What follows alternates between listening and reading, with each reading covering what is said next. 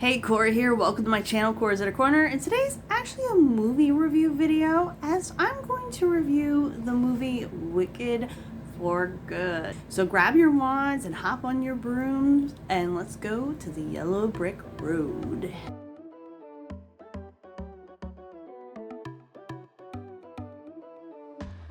So today I'm actually going to go over not just my review and my opinions of the movie, and there will be spoilers ahead, by the way, but I also wanted to share my cinematic experience this time and let you know the trouble I went through to get there. And in the end, I want to show you a couple cool things that I got at the theater for merchandise that was personally bought for me. Now, before we get into the review, the journey.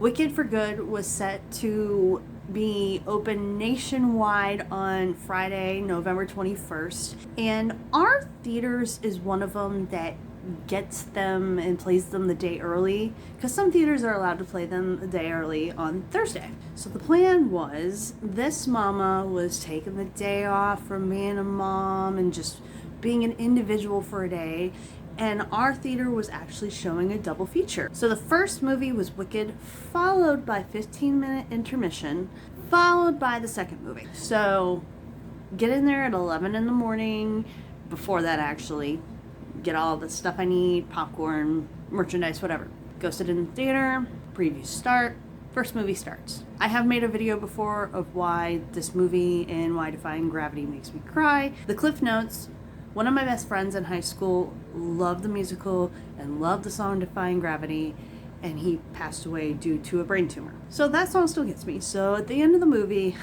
I was bawling my eyes out. Get up, we get refreshments during the credits. So I get back, and I might show a little video over here on the side somewhere, but the countdown was at about 12 minutes when I got there, and then the second movie starts. We get to the very beginning. The first song, it's actually a mixture of songs from the last movie with different lyrics. It's kind of like they mixed it up. I don't know if that was actually in the actual musical. I've only seen it twice online because I could never make it to Chicago to see it because it's always been sold out. We move forward to Elphaba in her tree, and she starts to sing, and the movie pauses. And I know somebody that works in that theater. I'm like, great, I'm gonna have to get her. Give it a minute, see what the movie does. Instead, a manager comes in and says, we need to evacuate right now because there's a gas leak in the theater next door. We were in theater 4, the gas leak was in theater 5. I guess the heater broke and that kind of caused the gas leak. So we have to go and freeze our butts outside. We have to wait. They're passing around little tickets for a free movie at any time between now and I think March or May. You got a while to use it, for the troubles. So we're all sitting there kind of trying to keep warm and just waiting, and we're finally told, okay, you can go back inside, but you have to stay in the lobby. They had to call the utility company, and the utility company's like, yeah, we'll be there in like 25 minutes. 25 minutes later, the utility company is not there. Surprise, surprise. And if you haven't known, I have done a rant before on the utility company. And so we're going to grade them too. I'm going to grade the theater experience, the utility company experience, and the movie experience. I'm going to give them all between 1 and 5 stars. So we're waiting. They're like, you guys, we're going to have to give you a refund because we can't start your movies where they left off. Well, reminder, this is a multi-theater theater, so there are other movies playing, and some people were in the middle of their movies when this happened. So we're all like, yay. So they give everybody a refund, and I asked the person that worked there that knows me, because she gets so many free tickets a month, and so she had used one of her free tickets for me to go see this double feature. And I said, do you want the ticket back? She's like, no, it was free. I'm like, but do you want the ticket back for proof that this happened? She's like, no, you're fine. So, go home. We keep in touch. I finally make it to the 6 o'clock. Finally watch it. I actually took my niece and nephew with me at the time, and I will go over this also as the opinions of a mother, and I'm wondering if my niece should have went. She's 12. So, it's a little gray area, and I'll explain why later. And later on, I found out a guy on Facebook decided to post that we never got our refunds. And I was like, oh my God. We got refunds. Not only we get refunds, we also got free entry to one movie. I have the ticket in my closet ready for me to use if I need to show it. I'll take a picture in my community post if you guys really want to see it. So I want to now go ahead and grade my theater experience with the utility experience. So I would give the theater 4.5 stars because they did the best they could. The customers could not see. They were frustrated because that was a lot of money they were losing then. That theater depends on that money, and I could sense it. I could feel it. It's just, that was a lot of money because Wicked, if you have not researched, in America alone made $150 million, which it made its budget back just from the American audience. So utility, I'm gonna grade them a 2 because they like to take their sweet time just getting to places. Because I'm gonna be honest with you, the linemen, I give them a 4 because they got their hours cut, and I've complained about this in the other video before. They've got their hours cut, and if our electricity goes out over the winter in the weekend, not during their hours, we're screwed. So I'm gonna say the company right now, NIPSCO, you suck. But anyways, on to the movie review. I'm not only bringing this as a Wicked fan's opinion, but also as a mother. So if you're curious, if you have little ones, you think you might want to take them, just listen to my opinions on this. But there is spoilers now, so spoiler alert, and here we go. Now, in my opinion, when it comes down to the musical, I always found the second half more boring than the first, and I don't know why. I think it's because it always feels rushed, but they added more to it. They added 2 more songs, No Place Like Home and Girl in the Bubble, and they added more detail, and I was even surprised by a couple things. So the movie starts out after Defying Gravity from the first one. However, it's before 1939 when Dorothy gets there because they're working on the Yellow Brick Road. So, and you can still see that the animal cruelty going on in the movie is horrible, and I'm watching feeling bad, like I know these are not real animals they're using, but why? And then that is until Alphaba comes along and she beats the guards' butts and she sets the animals free, and here you see she's been hiding out in a tree. Madame Morrible has been spreading lies about her, that how she's evil and she stole the grimoire and she's against the wizard, which she is against the wizard, but Madame Morrible's not going to say, hey, the wizard is lying. We are lying to the people. They're basically using the animals as a scapegoat if you've never seen the first one.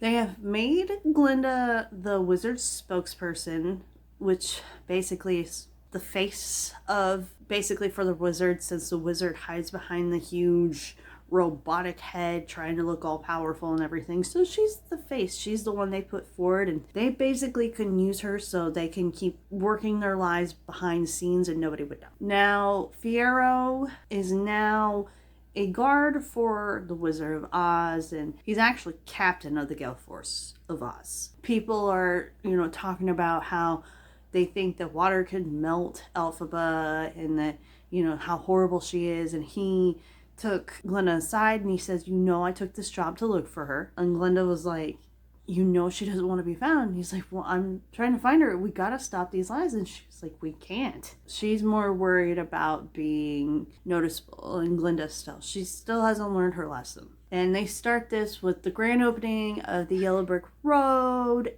And that's where Glinda surprises Fiyero that, they're engaged. They're getting married. And Fiyero has no idea she was going to do this. So after he pulls her aside, he runs off and she goes back and she has to stay face. So he's like, he just went to go get me a beverage. And everybody's like, not knowing that Fiero's not going to want to participate in this stuff. Now we go over to the Yellow Brick Road somewhere else where there's a hole. I'm like, something's going on here, and it's animals digging their way through so they can escape out of Oz and go into this place that's like nothingness. And Alphaba comes along and she notices her nanny Delsa Bear from the first movie, and she's like, why can't you stay? And they're like, we gotta get out of here. And she's like, there is no place like home. And I think that's when the song hits in, if I'm correct. It's been a few days since I've seen it. The Cowardly Lion is there, and you can tell he's not comfortable around Alphaba because he blames her for making him this coward because she took him from the only home that he knew, which was that cage. And it's sad the fact to make it where he doesn't realize I was trapped in a cage, now I'm free. No, he sees it as she took him from his home, and he just does not want to be around her. He's afraid of her.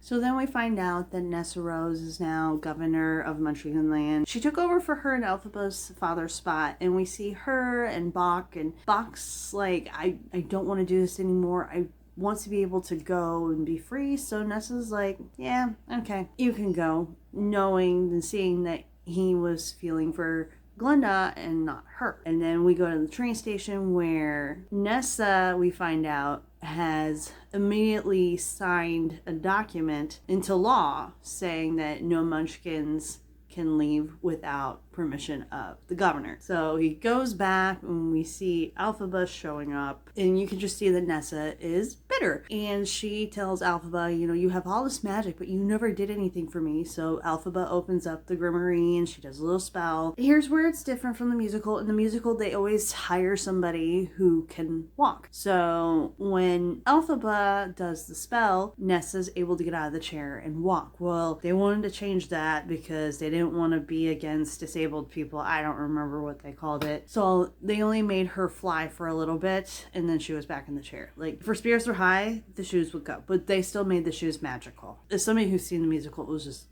off. It wasn't too bad of a change, but it still was just off. And Bach somehow ends up in the conversation. He's like, you know, I don't want to do this anymore. I want to leave. So Nessa thinks it's a good idea to grab the grimoire, not knowing what she's doing, reading it, and then to find out she was shrinking Bach's heart. And he's dying because she doesn't know what she's doing. And she's like, can you reverse it? And Alphaba's like, you can't reverse anything in this book. So Alphaba's looking and trying and trying. You don't see the transformation, but Nessa's rushed out of the room. You hear the craziness going on, and then it gets quiet. Alphaba comes out. She's like, everything's okay now. He's gonna be okay. He may not have his heart anymore, but he's gonna be okay. So then we are finally revealed with the Tin Man. The Tin Man who wants a heart. He goes up after his little sleep. He walks up to Nessa and he's like, what did you do to me? And Nessa said it was not me, it was my sister. And he's like, he was confused. And so she convinced him everything was Alphaba when it was her fault. So he walks off as the Tin Man. It then goes to Alphaba returning to the Emerald City. She decides this would be the best time because everybody would be occupied. That way she could try to free the monkeys, and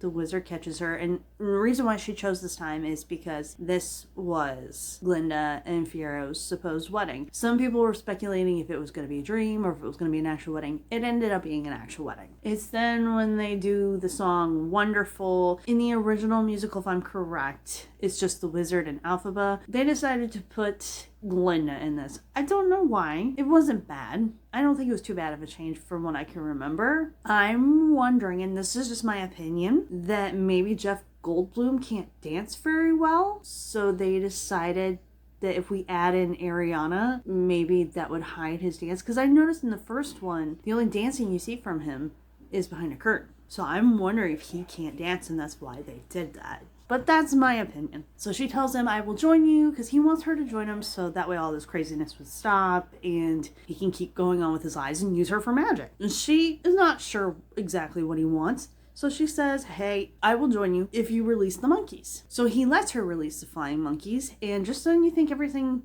might be okay, Chistry, the main flying monkey, can't talk, obviously, but he points to another place where she finds out secretly hiding animals, and that's where we find Dr. Dilliman, or where they put him, and other animals. So it's where she sets them free, and she confronts them saying, no, I'm not joining you. You lied to me again. So now it's full on war. And it's because, you know, she wants to continue on this fight. It interrupts Fiero and Glinda's wedding. Fiero ends up helping Alphaba escape, and he joins her, and Glinda automatically thinks they were already having an affair when they did not.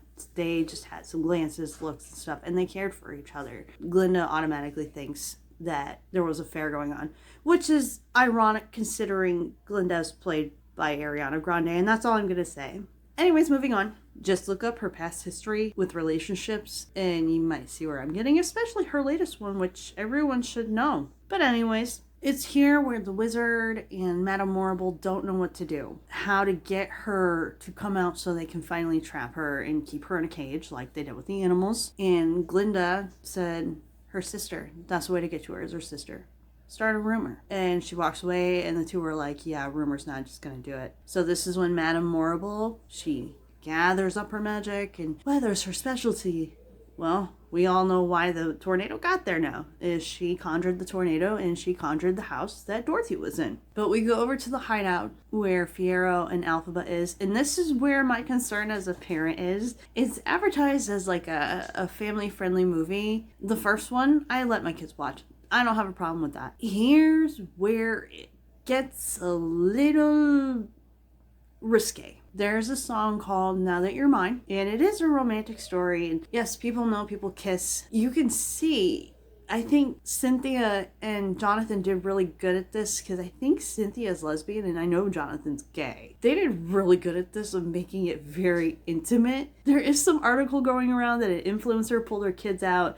I had heard from another fan that her daughter was with her, and when that time came, she had no idea what was going to happen. They had a blanket, so she just put her blanket over her kid's head. And she's like, are they kissing, mommy? Yeah, they're kissing. You don't see anything. However, she's wearing something very, very risque, and it's very sexual tensions. So in the end, they land on, like, she's like floated them in the air, and they land on a bed, and then they make out, and then it pans beyond them. So you really have an idea what they're doing. So take that as you will. If you're still not sure as a parent, maybe go see it before your kids too. I don't think, because my kids are still little, don't think I'm gonna let them watch the second one. My 12-year-old niece is next to me, and I'm like, is her mom gonna be okay with this? And then my 16-year-old nephew, he was fine. It's during this time where they realize something is going on with the weather, and next thing you know, a house falls on Nessa. Surprise, surprise. If you've seen The Wizard of Oz, you know. So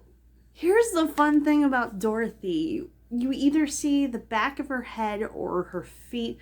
You don't ever see her. To find out the model or actress, whatever you want to consider her, was finally revealed, I think yesterday, November 23rd. Her name is Bethany Weaver.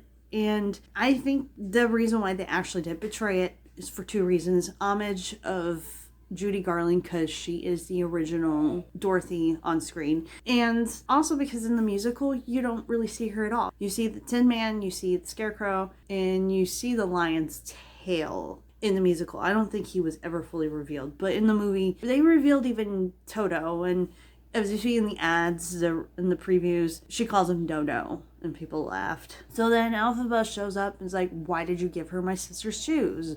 Like, why did you steal my man? Irony. And then there ends up being a brawl between them with their wand and broom. Now this is just like a funny little thing in the musical, and I think they did bring it very well, because you have Cynthia, who actually did the Wicked Witch laugh for once, and then you have Glinda's reaction like, and so yeah, that was funny. And then the way they are with the wands and stuff that's in broom, that's kind of how it was in the musical, so I think they portrayed that very well. It's here that they realized it was a trap. And Glinda didn't know it was going to be a trap, but the guards had come to take Elphaba. And then Fiyero comes along and he saves her by turning his weapon on Glinda and said, you guys, if something happens to her, it's going to look really bad on you. So he got Elphaba to run. However, they capture Fiyero. And it's here too where Glinda finally realizes, okay, he truly does love her. And you see him getting drug off and beaten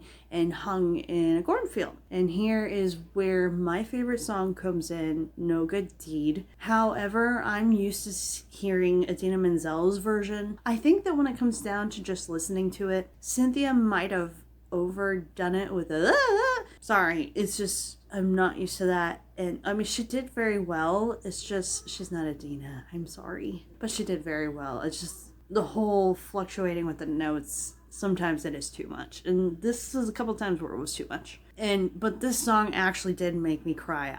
I have surprisingly did not cry throughout the whole movie until we got to this point. And the reason why is because the whole past of showing, because she says Nessa and it shows Nessa, Dr. Dilliman and it shows Dr. Dilliman, and then Fiyero, and then when she sings out Fiyero loud, she can see him, his silhouette hanging and looking dead. And so, the whole song is about her trying to save him with the grimoire. And it's at this point that she turns him into the Scarecrow.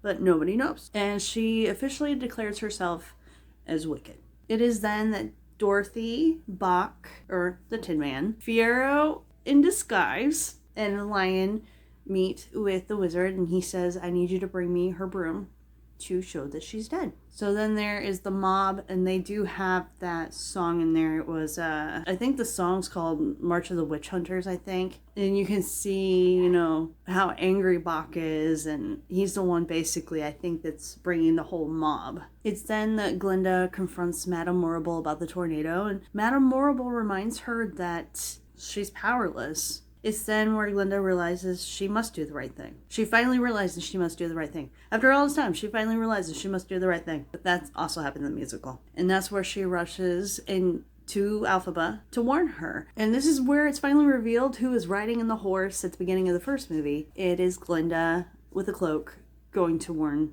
Elphaba. It's then where she wants to warn Elphaba what's going on. And Elphaba receives a piece of clothing that belonged with Fiyero. She looks at it, and this happens in the musical too. She looks at it, just looks at it, and she goes and she pumps the water, and she's trying to warn her. She's like, I'm gonna be okay. She tells the flying monkeys to go retrieve Dorothy, which they do. She then, just like in the musical, she locks her, which is also in the movie, I believe, the original movie, locks her in the little trap door, and she yells, I'm not letting you out until you hand those shoes over, or something like that. And that happened in the musical. I remember that, and people laughed during the musical with that. It's here where Elphaba decides to surrender, and this is where they sing For Good while Dorothy is trapped in that trap door. Sings For Good. She's listening to the whole thing, but instead I'm pretty sure she's screaming. Whatever. And then this is their goodbye. She puts Glinda, I think, in a closet to hide from whoever's coming. And it's here where everybody comes, the lion, the Scarecrow, and the Tin Man, to save Dorothy. And you see the silhouette of Dorothy, and you see the silhouette of Elphaba, and you see eventually the water is splashed on Elphaba. And Glinda is just crying her eyes out. And I was crying my eyes out. There was not a dry eye in that theater. Like, everybody was crying their eyes out because she just watched her friend die. So she knew what she must do. You see the smoke from Elphaba. Tristram then gives Glinda the green elixir that she had held all her life because it belonged to her mom. She recognized the bottle from the wizard, so she took the bottle to the wizard and she showed him, and it clicked on him. Here's the fun part. We go back to the past, to the scene where the mom is, letting the guy in for the secret. That wasn't even as bad as the one scene in the second one. But anyways, so they finally reveal the face of the guy she was having an affair with, and it is a horrible CG version of younger Jeff Goldblum. I had to go look away because it was so cringy. It looked like one of those Snapchat filter. It was horrible. It was like, did you guys use AI? What? So Glinda says, I'm gonna reveal everything if you don't leave. So she gave him the choice, and she sees Madame Morrible, and she's like, oh, we gotta talk. And they're watching, she's like, what are you gonna do about it? When she confronts her about it, I'm gonna tell everybody the truth. What are you gonna do about it? Oh, the wizard? Yeah, that's him leaving. And you see Dorothy like, no, come on. Oh, that girl. But it's funny. And so they decide that they're going to cage up Madame Morrible like they caged up the animals. And she wouldn't be a bother ever again. Then it finishes back to where the first movie starts, where she's explaining to the Munchkins the story. And they're singing No One Mourns the Wicked. So somebody asks, Glinda, was it true that you were her friend? And she's like, yes.